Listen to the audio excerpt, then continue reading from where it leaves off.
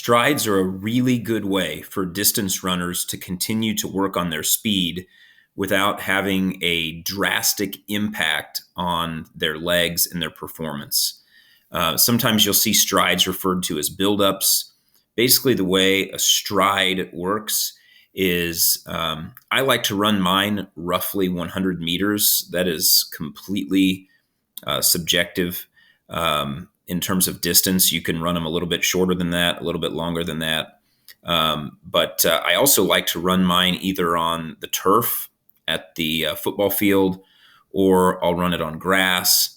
But occasionally I'll run it on the road outside my house. But basically, what you're doing is you're starting at a jog and just gradually increasing your speed to where you're not ever completely all out sprinting, and then you decelerate toward the end of the stride.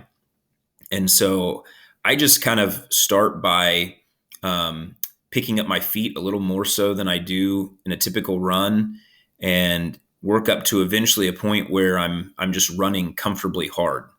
Notice on the slide it says 95% max effort.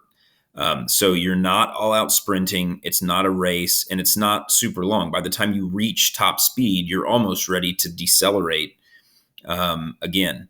And then I'll typically do this, and then I'll jog back to the original point where I started. So ultimately, the stride portion of any workout is roughly 800 meters, or about half a mile.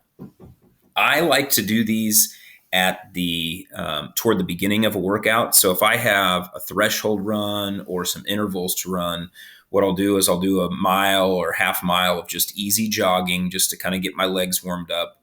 And then I'll do 4 strides.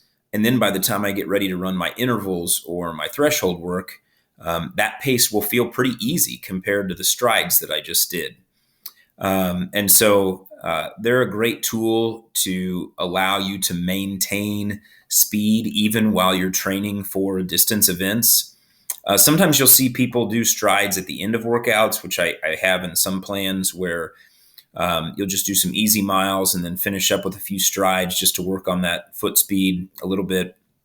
But these can be very, very helpful. And again, if you're somebody who is injury prone and doing these on pavement doesn't feel very great because you're not typically used to trying to reach anywhere close to your top running speed, or maybe it's been many years since you tried to reach your top running speed, you can do these in the front yard. You can do these on the turf at a football field or a practice soccer field or anything like that to kind of help work on that foot speed.